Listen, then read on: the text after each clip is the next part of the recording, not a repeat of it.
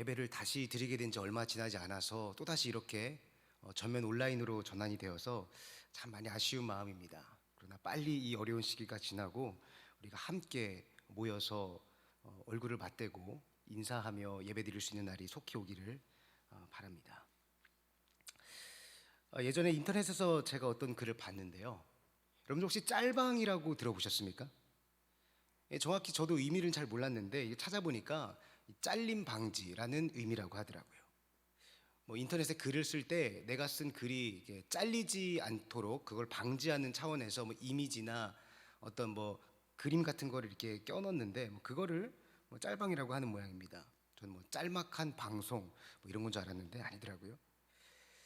요즘 인터넷을 검색하다 보면 영화나 드라마 아니면 예능 프로그램 같은 그런 영상을 중간중간 캡처를 해서 자막을 달아놓고 그래서 그 영상을 요약해서 보여주는 그런 게시물들을 제가 보게 됩니다. 그런 걸 짤방이라고 부르나 보더라고요. 예전에 제가 우연히 그런 짤방 중에 하나를 보게 되었는데, 왜 마리오라고 아시죠? 옆으로 이제 가면서 점프하면서 함정을 뛰어넘는 그런 게임이 있는데 그런 게임 영상을 캡처해 놓은 짤방이었습니다. 정확하게 얘기하면 실제 게임은 아니고 누가 이 그림판에 그려놓은 그런 이미지였어요. 내용은 이렇습니다.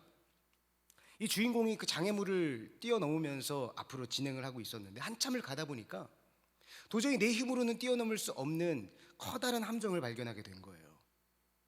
이 게임 시스템 상으론 도저히 자신이 넘을 수가 없어서 앞으로 진행을 못하게 되니까 이 캐릭터는 그 함정 앞에서 그냥 눌러 앉아서 살게 됩니다. 집도 짓고 이 지나가는 여자 캐릭터를 만나서 결혼도 하고 그러다가 아들도 낳았어요. 이 캐릭터는 나는 이 함정을 뛰어넘을 능력이 없지만 내 아들은 이거를 뛰어넘게 만들기 위해서 작은 나무를 심고 이 아들을 어려서부터 점프하는 훈련을 하게 됩니다. 그렇게 시간이 지나고 이 아들 캐릭터가 어느 정도 성장을 했는데요. 어느 날 이 아들이 보니까 저 함정을 뛰어넘을 수 있을 것처럼 보이는 거예요. 그래서 시험 삼아서 한번 점프를 딱 해봤는데 정말로 그걸 넘어버린 겁니다.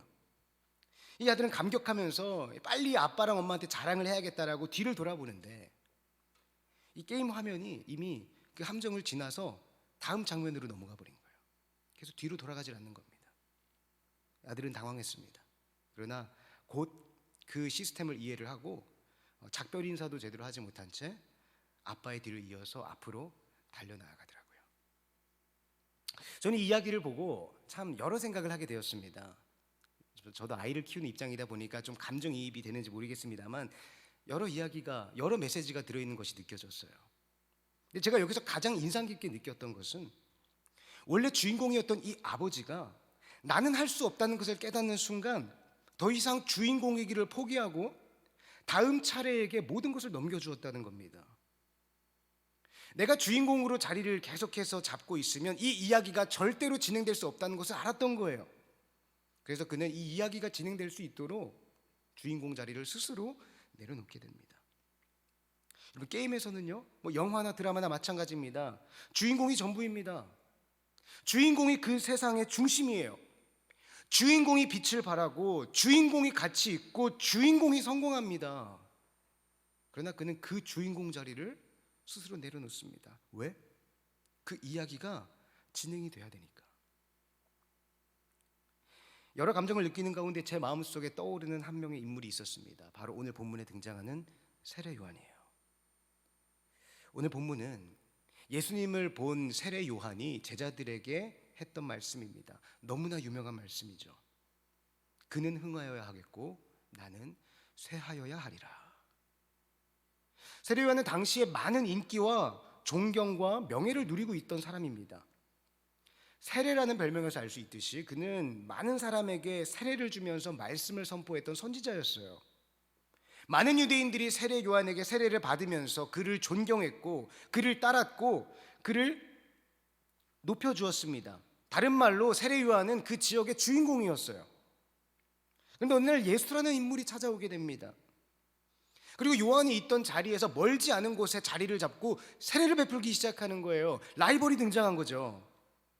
그러자 이때까지 세례 요한에게 찾아오던 사람들이 이제는 그 예수라는 사람에게 찾아가기 시작한 거예요. 이때까지 내가 누리던 인기와 명예와 존경이 저 예수라는 사람에게 넘어가기 시작한 겁니다. 세례 요한의 심정이 어땠을까요? 여러분들이라면 어떻겠습니까? 유쾌하지 않았겠죠? 질투가 나겠죠? 근데 그는 놀랍게도 이렇게 고백합니다. 그는 흥하여야겠고 나는 쇠하여야 하리라.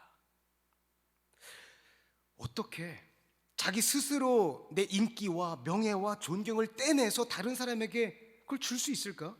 이게 쉽습니까? 이 세상에서 인기와 명예와 존경 이런 것들을 하나라도 더 얻어내도 모자랄 판에 내가 누리고 있는 것을 떼서 다른 사람에게 넘긴다는 것은 결코 쉬운 일이 아닙니다. 아니, 좀 더 원색적으로 말하면요, 우리의 본성상 불가능한 일입니다. 왜냐하면 우리 인간은 본성적으로 내가 주인공이 되고 싶어 하기 때문이에요. 우리는 본성상 절대로 손해보고 싶어 하지 않습니다. 왜 인기 유명 연예인들이 마약 같은 것에 손을 대었다는 뉴스를 종종 접할 때가 있습니다. 우리 생각으로는 아니, 그 정도 되는 사람이 뭐가 아쉬워서 그런 거에 손을 댈까 하고 이해가 안 되지만, 이 사람들은 알고 있는 거예요. 이 인기라는 것이 얼마나 달콤한지. 지금은 내가 이것들을 누리고 있지만 어느 순간 이것이 사라져버린다고 생각하면 그 두려움을 견딜 수가 없는 겁니다. 그만큼 우리 인간은 연약한 존재라는 거예요. 근데 세례 요한은 어떻게 이런 고백을 할 수 있었을까? 그는 자신의 분수를 알았던 겁니다. 하나님 앞에서 내가 어떤 존재라는 것을 명확하게 알고 있었다는 거예요. 내 인생은 설령 지금 내가 많은 사람들에게 존경을 받고 명예를 얻고 있다 하더라도 내 삶은 예수라는 메시아를 준비하는 삶일 뿐이구나. 그리고 진짜 그 예수가 내 눈앞에 나타났을 때 요한은 그가 하나님의 아들이라는 것을 곧바로 알아챌 수 있었습니다. 왜냐하면 세례 요한은 예수를 바라고 예수를 기다리고 예수를 하루빨리 만나고 싶다는 그 마음을 가득 품고 살았기 때문이에요. 날마다 하나님께 기도하면서 예수를 만나는 것만 꿈꾸며 살아왔기 때문에 그 기도가 응답되는 순간 그는 곧바로 알 수 있었던 겁니다. 그러나 그 옆에 있었던 요한의 제자들은 그렇지 않았어요. 그들은 분명히 자기 스승 요한이 이때까지 무슨 말씀을 선포했는지, 그리고 그가 무엇을 위해 살아가고 있는지 너무나 잘 알고 있었을 겁니다. 옆에서 수없이 들었겠죠. 그리고 같이 그것을 놓고 기도했겠죠. 그러나 그들은 정작 예수가 눈앞에 나타났을 때 전혀 반갑지가 않았어요. 왜냐하면 그 제자들은 요한처럼 예수를 기다리는 삶이 아니라 요한 옆에서 누렸던 그 명예와 인기가 더 소중했기 때문이에요. 그러니까 우리 스승님인 요한이 말했던, 입버릇처럼 말했던 그 예수가 드디어 왔는데, 그런데 이 예수라는 사람이 내가 지금 누리고 있는 인기와 명예와 존경을 더 풍성하게 만들어주는 것이 아니라 오히려 그것을 뺏어가고 있는 것 같은 거예요. 마음이 기쁘지 않은 겁니다. 그러니까 요한에게 호소하는 거예요. 선생님, 저 예수라는 사람이 나타나는 순간 우리가 이때까지 누리고 있었던 명예와 존경과 인기들을 다 뺏어가고 있습니다. 사람들이 다 그에게로 가더이다. 우리 내면을 잘 들여다보면요, 이 제자들의 심정이 충분히 이해가 되지 않습니까? 우리가 예수를 왜 믿습니까? 우리가 왜 이 교회에 나와서 신앙생활을 합니까? 우리가 하나님을 아버지라고 부르고 또 예수를 구주라고 부르는 그 마음속 깊은 곳에서는 그렇게 아버지가 되시는 하나님께서 나를 좀 인기 있게 만들어주시고, 그렇게 나의 구주가 되시는 예수께서 내가 지금 가지고 있는 세상적인 가치들과 명예와 인기와 재물들을 더 풍성하게 좀 챙겨주셨으면 좋겠다, 이런 마음이 있잖아요. 그런데요, 우리가 신앙생활을 하다 보면 오히려 예수를 믿는 것 때문에 그런 것들이 떨어져 나갈 때가 있다는 겁니다.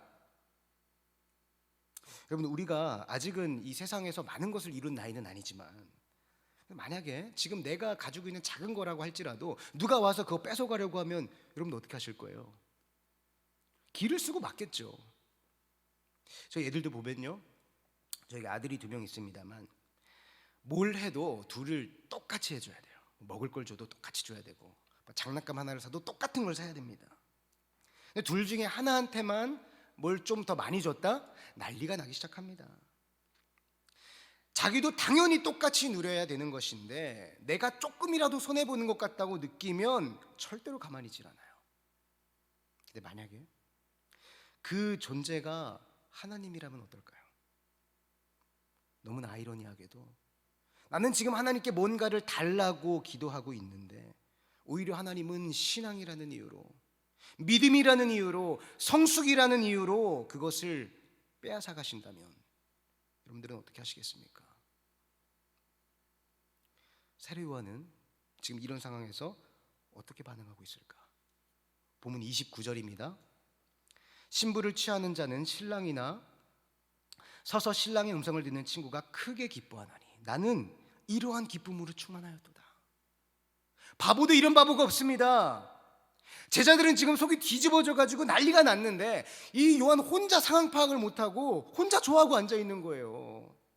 지금 요한이 얼마나 좋아하고 있냐면 이 당시 혼인 문화를 보면 신랑이 신부를 데리러 이제 그 신부 집에 가는데 신랑 친구들이 동행을 했다고 합니다. 유대인들이 친구라는 호칭을 쓸 때는요 보통 관계가 아닙니다. 우리는 보통 어느 정도 친분이 있으면 그냥 뭉뚱그려서 친구라고 표현을 하는데 유대인들은요 자신의 깊은 비밀까지 공유하는 사이가 되어야 그때 친구, 벗이라는 단어를 사용했다고 합니다. 그러니까 그렇게 가깝고 친밀한 친구가 결혼을 하니까 얼마나 기쁘겠어요. 얼마나 축하할 일이에요. 그러니까 지금 세례 요한은요 메시아가 왔다고? 하나님의 아들이 왔어? 진짜? 잘 됐네. 뭐 이런 정도가 아니라 내 인생의 가장 큰 기쁨이 찾아왔다는 겁니다. 여러분들은 이 세례 요한의 모습에 공감이 되십니까? 아니면 저 제자들의 마음에도 공감이 되세요? 저는 이 말씀을 보면서 우리가 신앙생활을 하는 이유가 뭘까? 우리가 예수를 왜 믿어야 하는 것일까? 이런 깊은 묵상이 되었습니다. 여러분, 우리의 신앙은 분명한 방향성과 목적이 있어야 돼요.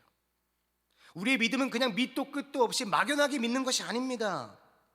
그런 신앙생활이 아니에요. 우리가 예수를 믿는 목적은 분명합니다. 예수의 이름만이 우리를 죽음에서 건질 수 있기 때문이에요. 예수의 이름만이 우리를 하나님의 나라로 들어가게 할 수 있다는 겁니다. 그렇다면 그 예수님이 나를 구원하셨다는 그 은혜, 감사, 찬양 이런 것들이 우리의 삶에 자연스럽게 흘러나와야 되잖아요. 근데 정말 그렇습니까? 그 은혜와 감사가 여러분들의 마음을 진정으로 만족시키고 있어요? 정말 예수님 한 분만으로 만족하며 살아가고 계십니까? 세례 요한처럼 예수를 만나는 것에 내 인생의 가장 큰 기쁨이라고 여기면서 그렇게 살아가고 계십니까? 저는 여러분들이 그런 고백으로 살아가시기를 진심으로 축복합니다. 그런데 그게 쉽지가 않잖아요. 그게 나 혼자 힘으로 잘 안 되잖아요. 그러니까 우리가 함께 신앙생활을 하면서 너에게 임하셨던 하나님, 나를 만나주신 하나님, 저 사람에게 역사하신 하나님, 이렇게 우리가 함께 모여서 이것들을 나누면서 함께 격려하면서 우리가 이 신앙생활을 계속해서 걸어나갈 수 있는 것 아니겠습니까? 우리가 이 신앙의 길을 지치지 않고 계속해서 걸어나가기 위해서는 반드시 우리는 예수를 제대로 알아야 됩니다. 예수가 어떤 분인지, 예수가 왜 이 땅에 오셨는지를 분명하게 알아야 돼요. 그리고 그 예수를 만나야 되는 것입니다. 그렇지 않다면 우리는 예수님을 눈앞에 두고도 자신의 명예와 가치를 빼앗아 간다라고 원망했던 저 세례 요한의 제자들과 다를 바가 없는 거예요. 오늘 이 시간 여러분들에게 예수님은 어떤 분이십니까? 나의 생명을 살리고 나를 구원하시기 위해 하늘 보좌를 버리고 이 땅에 내려오신 나의 구세주이십니까?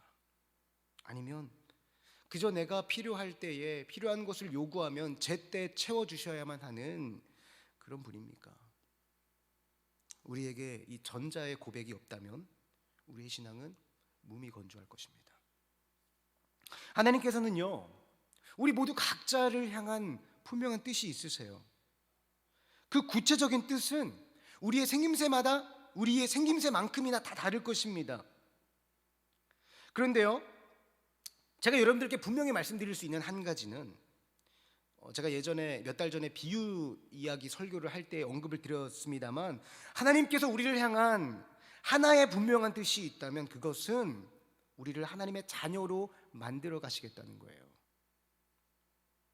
예수님의 근본된 관심은요, 우리가 이 땅에서 필요한 몇 개 던져주는 그런 데 있지 않습니다. 내가 하나님 앞에서 어떠한 존재라는 것을 분명히 깨닫고 그 말씀의 길을 기쁨으로 걸어 나아가는 하나님의 자녀로 만들어내겠다는 그 목적이 우리를 향한 하나님의 근본된 목적인 거예요. 나는 내가 지금 살아가는 이 땅에서 내가 보는 좋은 것들, 좋은 가치들, 그런 것들을 좋다라고 생각을 하지만, 하나님께서 생각하시는 좋다는 것은 우리가 하나님의 자녀로 만들어져 가는 그 한 걸음 한 걸음이라는 겁니다. 그래서 우리의 기도가 때로는 그렇게 묵살되는 것 같고, 그래서 우리의 바램과 소원이 하나님 앞에서 무시되는 것처럼 보일 때가 그렇게 많은 거예요. 하나님께서 보시기에 좋은 것과 내가 보기에 좋은 것이 너무나 많이 다르니까. 제가 청년들과 상담을 하다 보면 자주 이야기를 나누게 되는 주제가 있습니다. 바로 기도 응답이에요. 열심히 기도를 하는데 도무지 응답될 기미도 보이지 않고 기도 응답을 받아본 적도 별로 없다는 거예요. 그러다 보니까 기도할 재미도 안 나고 기도할 의욕도 안 생긴다는 겁니다. 얼마 전에도 제가 오랫동안 알고 있었던 한 청년이 만나자고 찾아왔습니다. 같이 차를 한잔 하면서 이야기를 나누는데, 이 본인이 준비하는 것들을 놓고 열심히 준비를 하고 계속 기도를 하는데 도무지 이게 잘 풀리질 않는다는 겁니다. 이런저런 대화를 나누고 돌아오는 길에 저도 많은 생각이 들었어요. 참, 우리가 기도하고 우리가 바라는 것들이 바로 응답이 된다면 얼마나 좋을까. 아니, 당장 그 결과물이 나타나진 않다 하더라도 적어도 이게 언제 어떻게 될 것이라는 그런 실마리라도 좀 알게 되면 얼마나 좋을까. 제가 우리 든든한 교회 청년부에 부임하고 나서 직후에 몇 차례 특강을 했던 기억이 있는데, 그때도 이 비슷한 내용을 한번 다뤘던 것 같아요. 벌써 1년 전입니다. 이 코로나 때문에 여러분들과 제대로 만나지도 못하고 제대로 신방도 참 못했던 것 같은데, 시간이 참 빠르게 흘러가네요.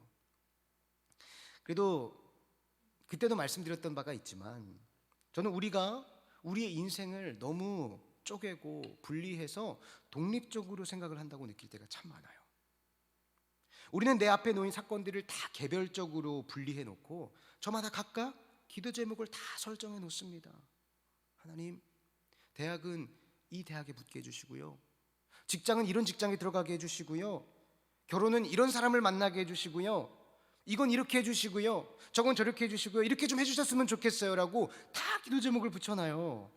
제가 심지어는 야, 오늘 저녁 메뉴는 좀 이것 좀 먹게 해주세요라는 이런 기도 제목까지 본 적이 있습니다. 다행히 우리 교회 청년은 아니에요. 그리고 우리는요, 그 각각의 기도 제목에 다 응답 여부를 따집니다. 내가 목표로 하는 대학에 못 갔네. 야, 이건 응답이 안 됐어. 야, 이거는 안 됐네. 이거 응답이 안 됐어. 이거는 내가 그렇게 갖고 싶었던 신상품인데 선물로 들어왔네. 야, 이건 기도가 응답됐다. 여러분들은 정말로 여러분들의 인생에 놓여져 있는 모든 그런 일들과 사건들을 그 시기를 따라서 조각조각 낼 수 있다고 생각을 하십니까? 그렇게 모든 시간과 사건들을 다 독립적으로 취급할 수 있다고 생각하세요? 그리고 여러분들이 임의로 조각내서 설정해 놓은 각각의 기도 제목과 소원들에 하나님께서 그거에 맞춰서 응답을 해주셔야만 기도 응답이 되는 것입니까? 아닙니다. 하나님은 우리의 인생 전체를 통해서 우리를 하나님의 자녀로 만들어내시겠다는 그 영광스러운 계획을 가지고 오늘도 여러분들을 인도해 가고 계시는 거예요. 그럼 생각해 보세요. 우리 마음이 얼마나 시시때때로 바뀝니까? 우리가 초등학교 때 좋은 것이라고 생각했던 것과 지금 여러분들이 이 청년의 때 좋다라고 느끼는 것, 그리고 나중에 인생의 말년이 되어서 내가 좋다고 생각하는 것들이 다 같겠습니까? 아마 다 다를 거예요. 사람은 취향도 바뀌고 관점도 바뀌고 생각도 바뀝니다. 제가 초등학교 때 처음으로 한약이라는 걸 먹어봤어요. 몸에 엄청 좋다면서 아주 비싼 돈 주고 지어왔다는데 너무 맛이 없어서 진짜 정말 너무 맛이 없어서 도저히 못 먹겠는 거예요. 저는 이 한약이 좋다라는 말을 도저히 믿을 수가 없었습니다. 저는 그 당시에 제 인생에서 가장 싫은 게 그 한약이었어요. 그래서 저는 저녁마다 기도했습니다. 오늘은 우리 엄마가 이 한약 주는 거를 제발 까먹게 해주세요. 근데 지금은요, 누가 그런 거 주시면 너무 감사하죠. 이처럼 사람은 계속 성장하고 계속 바뀌기 때문에 우리가 좋다고 생각하는 것도 때때로 바뀔 때가 있는 거예요. 내가 지금 생각하는 좋은 것이 나중에도 좋으리라는 보장은 전혀 없는 겁니다. 그런데 우리는 지금 당장 내 눈에 좋아 보이는 것을 놓고 기도하고 있는 거예요. 하나님, 이게 좋으니까 이걸 좀 응답해 주세요. 그러나 하나님은 당장 그렇게 우리 눈앞에 좋아 보이는 것을 좋다고 말씀하지 않으십니다. 하나님은 그저 묵묵히 우리 인생 전체를 통틀어서 그야말로 가장 좋은 길로 날마다 하나님의 자녀로 만들어 가시는 그 발걸음을 하나씩 하나씩 인도해 나가고 계신 거예요. 우리는 그 하나님을 바라봐야 되는 거예요. 서두에 말씀드렸던 그 짤방, 그 캐릭터는 어떻게 주인공 자리를 넘길 수 있었을까?